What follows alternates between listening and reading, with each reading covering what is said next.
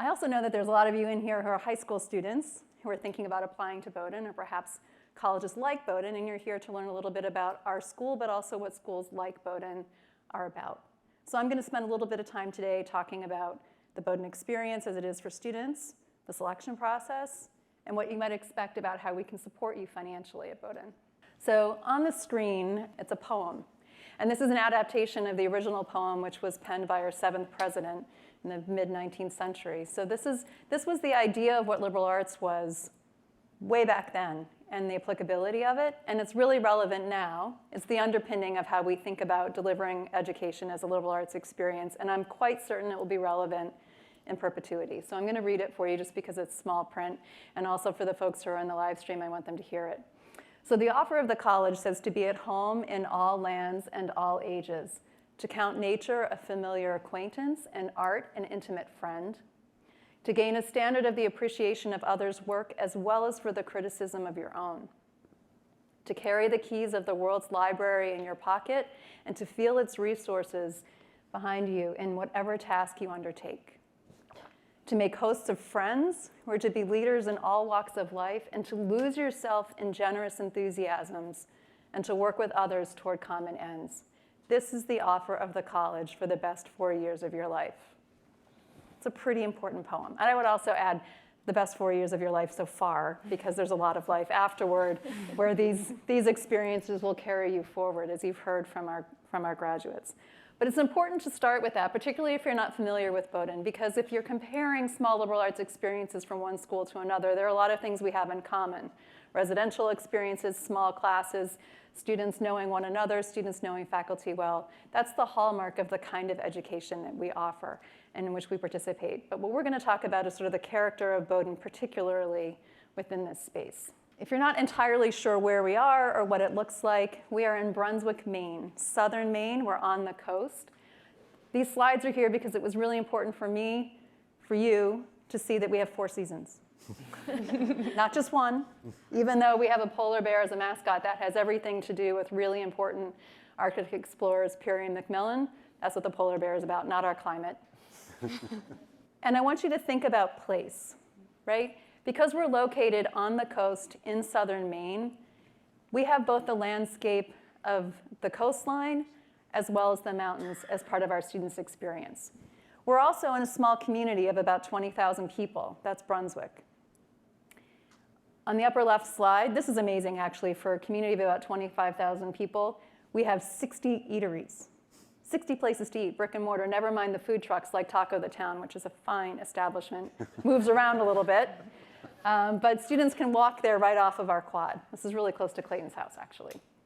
On the bottom right is a picture of Portland, which is our closest city. That's a city of about 60,000 people. That's where the airport is. It's about 30 minutes away. And it's a great destination for students to get off campus if they want to explore beyond Bowdoin and the Mid-Coast area in Brunswick. It's a really great arts community. It's right on the waterfront. A lot going on there. We have students who go down that way to go surfing, believe it or not. That is wetsuit surfing, in case you're wondering. But the upper right and the bottom left slides of the slide are really important. On the upper right is a picture from the Coastal Study Center. This is property that the college owns on the coast. And what you're seeing there is a picture of our boats for the sailing team. But what this property really is, it's part of the environmental opportunity at the college. It's on the coastline, and we have faculty who are putting students in boats and moving them out onto the water to do their research. There are labs there in buildings right on the grounds. There's retreat space, recreational space, pathways. Students go swimming off the dock. It's an amazing, amazing place for our students to both experience recreationally and academic work. And we've just received a $10 million gift from the Schiller family to further expand the opportunities that are available to our students on the Coastal Studies Center. So it's now the Schiller Coastal Studies Center.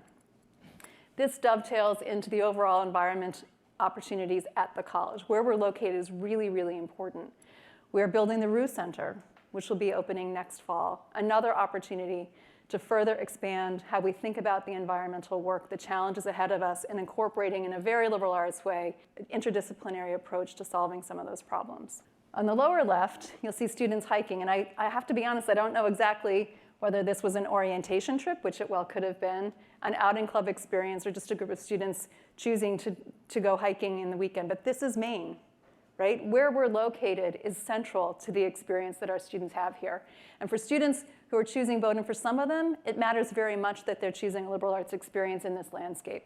For others, they don't care about Maine at all. They just want Bowdoin. But for every student who graduates, I am certain that the experience of having been in Maine will have mattered by the time that they leave. We talked a lot about, with our guests here on the stage, about the experience of learning and the ways in which they undertook that at the college. And if you think about the poem, to learn the appreciation of the other's work as well as criticism of your own, and also the line about working for common ends, it really reflects what our guests were talking about and how they understood their faculty's commitment to them, how they learned from one another. These small classes are not just small.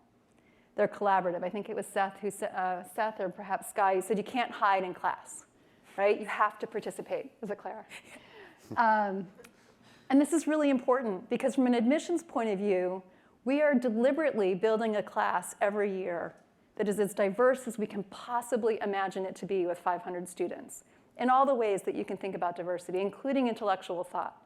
And when you can't hide in a classroom and you have to talk, what it means is that everybody comes into that classroom having read the same material, and then they're asked to reflect on it and say something. And when you hear somebody else who read the same material, who understands it differently, reacts to it differently, has a different response, how can that happen when you all read the same thing, right? It's those conversations that help students understand how different making sense can be, right? How the experiences that you've had in your life help you understand something that you're learning. And how, when you realize how different that can be, it makes you better at learning how to ask questions. It makes you better at figuring out how to solve a problem because you have a better way of anticipating how you might solve that problem for someone besides someone like you, right? This interactive learning, whether it's on the water or in a classroom, is super important to how we want our students to experience the idea of testing their intellectual ability and sharing that with others. And let's talk about generous enthusiasms. Our guests were talking about having a good time and friends. And in their response to the question that Clayton asked about, what do you wish you had done or what else could you have done? They talked about more experiences, right? They wish they could have tried more things, more time, right? He's talking about, he wish he had another year of college. So generous enthusiasms, right? We're talking about being a residential place. We're talking about bringing people together, and we do this around dining. Dining is a big deal at Bowdoin. Food, super big deal. And because we're on the coastline, I had to put in a shot of lobsters because I think you all know Maine lobster is a thing. And we actually open every year with a lobster bake for our campus, and at graduation, we close the year with a lobster bake as well. But bringing people together and creating space for fun, right? For just conversations that can go late at night, conversations that can linger in a dining room, conversations that happen on the quad, right? Or in a volunteer activity are important. And generous enthusiasms extends itself into the world of the arts at the college as well. That could be through the academic experience within the arts, but it also could be through clubs, and it also can be through the generative way in which our students share what they know and what they love. So this could be coffee house performances. This could be a music jam that happens in a hallway or in a dorm room late at night. But what it does, and actually Clara was describing the experience of every year, your club having dance and fashion and design and all kinds of things coming together, right? Which is pulling people together to think about how to share what they love and what they know and make it accessible and appealing to others. And sports, right? Generous enthusiasms. And think about all the lessons of the common good and how that plays out in competitive athletics. We are a Division III school. That means our varsity sports compete at the Division III level, and we belong to the New England Small College Athletic Conference, often referred to as NESCAC. That may sound familiar to you. But what we know is that our athletes are using those skills of problem solving, working together for a common goal, anticipating what might happen next, having to make a quick decision for something they couldn't see coming. All of those skills are present in athletics, and they're compounded by what students are learning in the classroom and in their social spaces and in their recreational time. So let's talk about who we are on the way in and who we are on the way out. So one thing that I think people don't expect is really, for a small college on the coast of Maine, what is our enrollment? Who are those people? So if you look at our first-year class, the class of 2021, they're about half and half men and women. 34% of our students in the first-year class are domestic students of color. Just over 16% of them are first generation to college and their families. 7% are non-US passport holders. And this might surprise you, but nearly 2/3 are from outside of New England, right? A lot of people don't expect that. But it's really integral to how our students are experiencing their friendships with one another. And then when we think about what happens on the output, I'm thinking about the class that walked across the stage and shook Clayton's hand last spring, the class of 2017. 97% of those students, when they shook hands and picked up their diploma, had plans for what they were going to be doing next. Whether that was employment, graduate school, internships, fellowships, you name it. 97% knew what it was they were planning to do. But what we know is that whatever it is they're planning to do and they're doing right now is probably not what they're going to be doing 5 years from now or 10 years from now. And our goal is to make sure that they're ready to follow those interests to where it takes them next. And when that interest changes, that they have the adaptability, they have the gumption and the grit to follow it, and they will learn what they need to do to meet that challenge, right? We know that that's an important part of the experience. So what does this mean for applying to Bowdoin? When you think about what our graduates on the stage have talked about in the skills that they brought with them, the skills that they've used while they were at Bowdoin, and how that's translated into their work lives so far, we look for those in your applications, right? As an admission officer, we're reading the pieces of material that we ask you to send us, and we're looking for signals within those pieces to understand what your curiosity is like. How do you solve problems now in high school? Who do you like to engage with, and how do you do that? What are the activities that have your attention? There's so much conversation right now around you need to have passion, right? And explain your passion.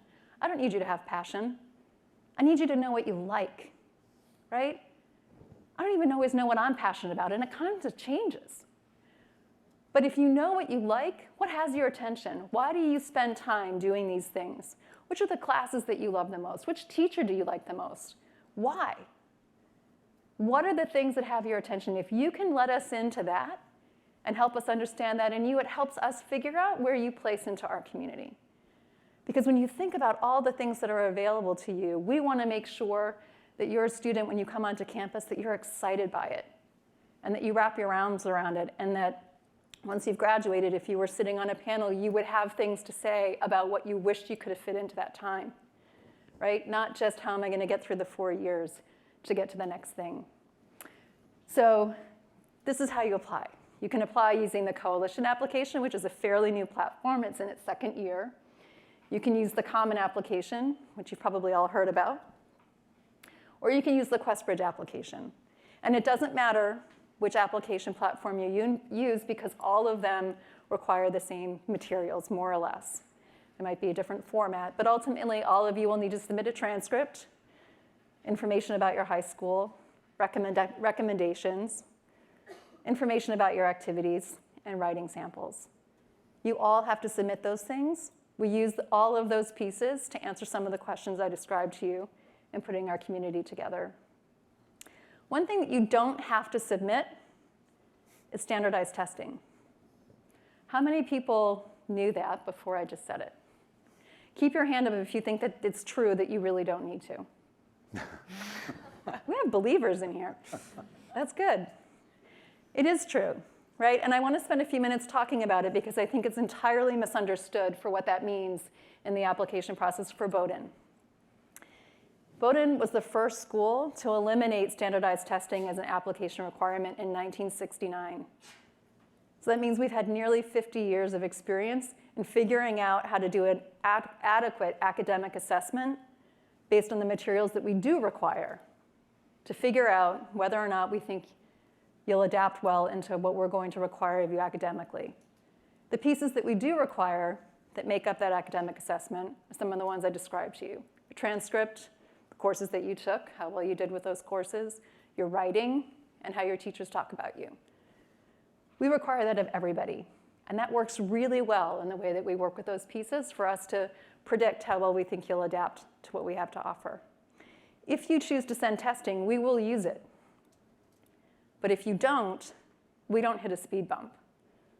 And I know you're like, yeah, you can say that, right? You're the dean. But if I don't send my test scores, you're going to think they're very bad. So I think I should send my test scores, so you can see they're not as bad as you would think they were if you were guessing at what they might be, right? I know somebody's thinking that. But imagine what that would mean for us. If we were really trying to fill in the blank that exists for your test scores because of you withholding them, then we're guessing. And if we really needed them, right, if we're really at a pause because now we're guessing at what the scores might be, we would have just asked you to submit the scores we know you have. We wouldn't give you the option. What we're saying is we know how to select students academically based on the pieces we require. And if you want to send your test scores, we will include them, and we will consider them. But if you choose to withhold them, we don't feel like we are missing critical information in making a decision. And I know that people are going to ask me this question later, so I'm going to answer it for you now. About 1/3 to 1/4 of our applicant pool doesn't submit any testing at all. About 1/3 to 1/4 of every incoming class didn't submit any testing at all. So if you're wondering how it really plays out, that's how it plays out. The other thing that we're looking at when we're reviewing your application is who you are personally, right? Because a lot of what our graduates talked about and what I was talking about in the slides was the whole experience, the personal experience, the friendships, the enthusiasms, the things you're going to experience on campus. We want to see that you enjoy experiences with other people, that you're curious about trying new things. And so when we're looking at your activity list, it doesn't have to be around, have you been the leader in everything? People can be incredibly impactful in their space without having the moniker of leadership attached. And if you have it, if you're the captain or you're the head or you're the president or you're the co-founder of something, that's great. And we want to know about that and what that means. But it's not the only way that we understand how students make a difference where they are. So what we really need to see when you're describing your activities is the activities that matter to you. What has your attention? Why do you do it? And why would you want us to know about it? Let's talk about affordability, because this is a big deal, a really big deal. A private liberal arts college is an expensive proposition. We know that, and we're ready for it. What's really important to us is that any student who finds the idea of a Bowdoin education interesting and appealing and who wants to apply for it should have the opportunity to do so right from the very beginning.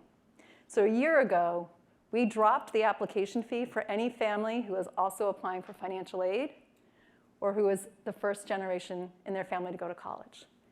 So when a student is filling out an application, if they answer yes to either of those questions, the fee zeroes out. We did this because we wanted to make sure, even though we've always offered fee waivers, we didn't want a student to have to ask, and we didn't want a family to feel the burden of the application fee if it was in fact a burden. If you're interested in applying to Bowdoin, we want to see you in the applicant pool so that we have a chance to review your application. So that's at the front end. When you think about affording the college, and financial aid is a very confusing thing in higher ed right now because there's lots of different approaches. Ours is pretty straightforward. The way we think about financial aid is our money is reserved as need-based aid. That means that all of our financial aid is there to fill in the gap between what a family can afford and the cost of being at the college. So we determine what your need is, and then we meet that full need. We want you to enroll, and we want you to enroll without the anxiety of the cost of being at our school. And to do that, we do that without putting in loans, for real. So what this means, a financial aid package at Bowdoin is meant to meet the need. That means we're looking to see what can the parent or parents contribute. So there's that, if anything. We're expecting students who are receiving aid from Bowdoin to have a job on campus, about 8 hours a week. We assume that they're earning some money over the summer to contribute to purchasing books and that sort of thing. But we're not asking students to take out loans, even if you would qualify for them. And we're not asking parents to take loans. We're filling the gap with grant money. That means it's money that you don't pay back. We reevaluate need annually to make sure that every year that a student is at Bowdoin, they can comfortably afford to be there, that their experience doesn't have the undercurrent of anxiety of affordability. This is a huge commitment on the part of the college. Our first-year class, 52% of the class is receiving financial aid from the college with an average grant north of $43,000. This is a real commitment. It's a really big deal. If there's any message that you take away from this as it relates to affordability, it's that affording a school like Bowdoin is possible. It's our commitment to do so. So if the idea of being at Bowdoin is appealing to you, we want to see you in the applicant pool. We want to have a chance to review your application and to think about putting you into our community. And we'll take care of making sure that it's an affordable experience for your family.